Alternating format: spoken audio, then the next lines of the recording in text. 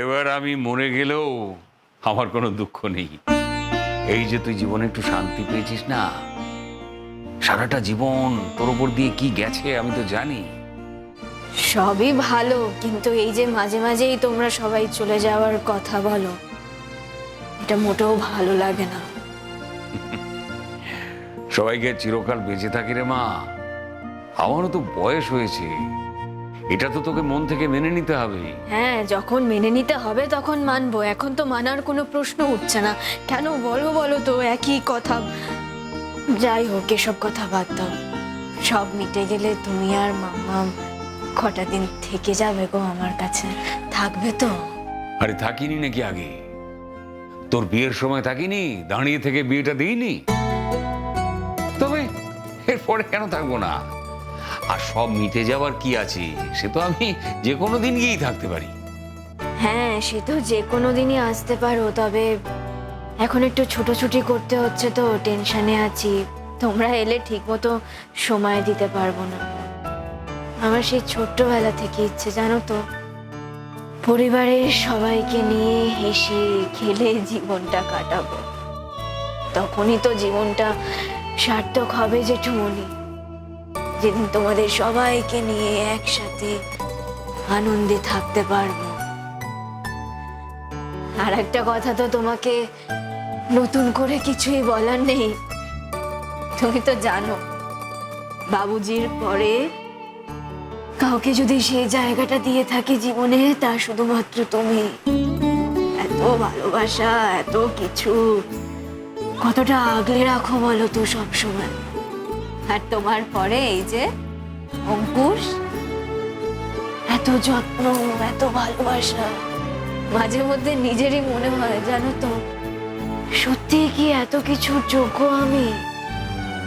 এত কিছু আমার জন্য অপেক্ষা করেছিল, আর সেই আমি নাকি তাড়াতাড়ি পৃথিবী ছেড়ে চলে যেতে চাইতাম, কিছুই ভালো লাগতো না। এই যে অঙ্কুশকে বাঁচানোর জন্য ঝাঁপিয়ে পড়েছি না আমি কিন্তু শুধু অঙ্কুশকে বাঁচানোর জন্য নয়, আমি ওর মধ্যে দিয়ে নিজেকে বাঁচিয়ে রাখতে চাই। আমি নিজেকে বাঁচানোর জন্য ঝাঁপিয়ে পড়েছি। ও না বেঁচে থাকলে আমার কোনো অস্তিত্বই নেই, আমিও বেঁচে থাকতে পারবো না। আমি জানি স্বার্থপরের মতোই বলছি, আমি জানি স্বার্থপর হয়ে যাচ্ছে, কিন্তু জীবনের কোনো কোনো ক্ষেত্রে স্বার্থপর হওয়ারও তো দরকার আছে, তাই না বলো? আলবৎ দরকার আছে, তুই একদম ঠিক কথা বলেছিস। এর চেয়ে বড় সত্যি আর কিছু নেই রে মা। আর কিছু চাই না, এভাবে আমার সাথে থেকো। ভালো থাকিস মা, ভালো থাকিস।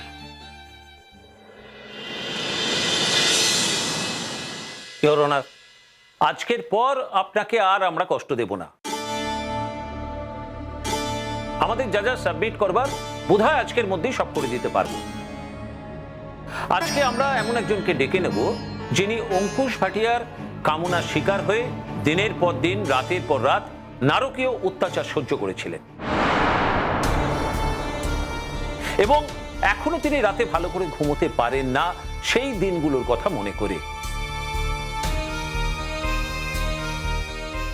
এই অঙ্কুশ ভাটিয়া তাকে শারীরিক এবং মানসিকভাবে যন্ত্রণা দিয়ে প্রায় শেষ করে এনেছিলেন। স্যার, আমরা সবাই জানি যে অঙ্কুশ ভাটিয়া কিছুদিন কলকাতায় ছিলেন। সেই সময় তিনি বিয়ে করেছিলেন একজন মহিলাকে, তার নাম রঞ্জিনী ভাটিয়া। তিনি আজ আমাদের এখানে আছেন। আপনি যদি অনুমতি দেন তাকে আমরা ডেকে নিতে পারি। এই ফলস আমদানিটা কি নতুন জোটালে? তুমি কি করে এতটা শিওর হচ্ছো যে এটা ফলস? হয়তো সত্যি এরকম কোনো ঘটনা ঘটেছে, সেই জন্য উনি এসেছেন, সব সত্যিটা বলার জন্য এসেছেন। দেখো, লয়ার যে তার সব সিক্রেট আমাকে বলবেন তা তো নয়, তাই না ঋতুরাজ? তাহলে এটাই বুঝে নাও, ঘুষ ভাটিয়া এমন একজন অপরাধী, কি কি ক্রাইম করে বেরিয়েছেন, সেই জন্য আজকে এই মহিলা এখানে দাঁড়িয়ে আছে। হয়ে গেছে। এই নাটকটা না মানে এত মিথ্যে আর আমি শুনতে পাচ্ছি না। হয়েছে, এই নাটকটা আর আমার ছেড়ে দাও। অনুমতি দেয়া হলো। Thank you sir.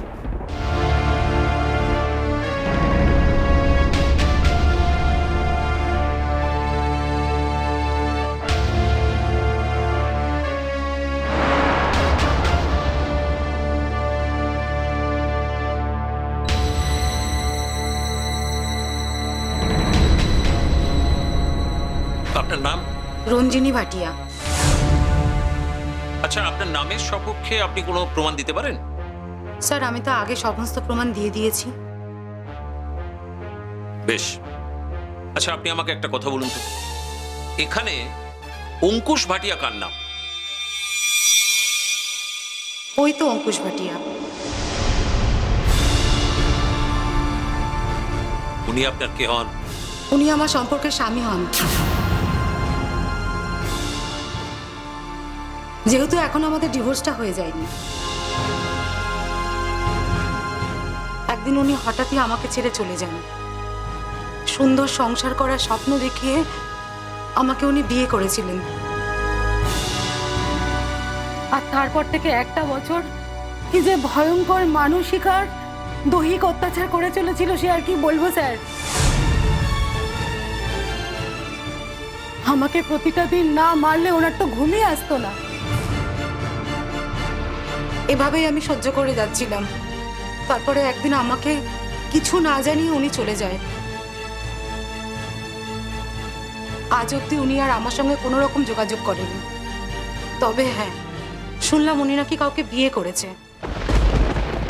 তবে আমি ওনাকে সতর্ক করে দিতে চাই, আমার সঙ্গে যে ঘটনাটা ঘটেছে সেটা যেন ওনার সঙ্গে না হয়। উনি হয়তো না জেনেই এনার মতন একটা অপরাধীকে বিয়েটা করে ফেলেছেন। যতটা তাড়াতাড়ি সম্ভব উনি যেন এই বিয়েটা থেকে মুক্তি নিয়ে নেন। শিওর অনার, আমি এই ভদ্রমহিলাকে চিনি না, আমি কোনোদিন দেখিনি এনাকে। এ কথা সবাই বলে, আর আপনার এর ছাড়া আর কি বলার থাকতে পারে?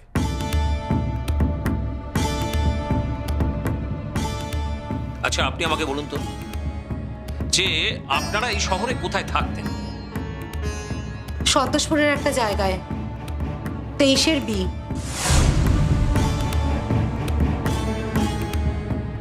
সাক্ষ্য আছে, আমার সঙ্গে আমার বাড়িওয়ালাও এসছে। ইওর অনার, আমি ওর বাড়িওয়ালাকে ডেকেছি, যেখানে উনি অঙ্কুশ ভাটিয়ার সঙ্গে ভাড়া থাকতেন। আমি কি ওনার সঙ্গে কথা বলতে পারি? হ্যাঁ, নিশ্চয়ই বলতে পারেন। আপনি বসুন। স্যার, আমি অঙ্কুশ ভাটিয়ার বাড়িওয়ালা রানা মিত্রকে ডাকতে চাই।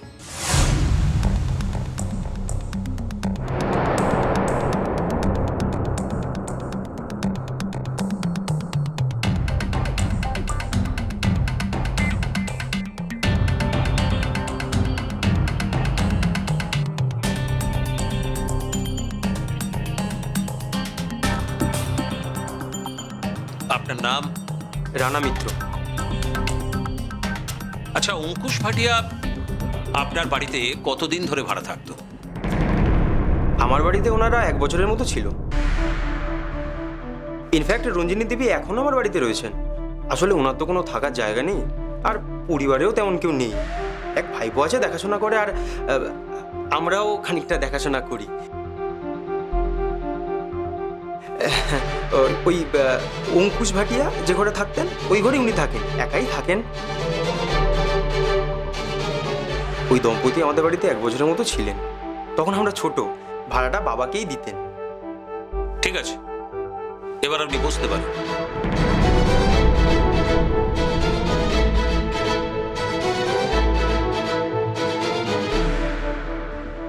এরকম একটা দুর্বিপাক আসবে এ তো আগে ভাবিনি।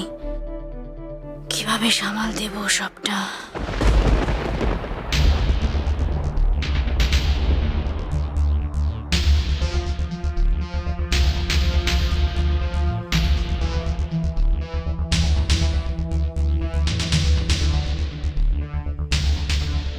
স্যার, যা যা আছে তা আমি আপনার কাছে জমা দিলাম।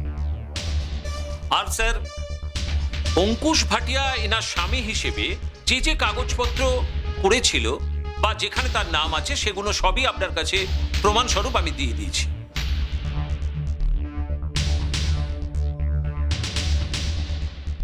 আর এও আমি জানালাম যে অঙ্কুশ ভাটিয়া কি ধরনের মানুষ এবং তিনি ঠিক কি কি অত্যাচার করতে পারেন।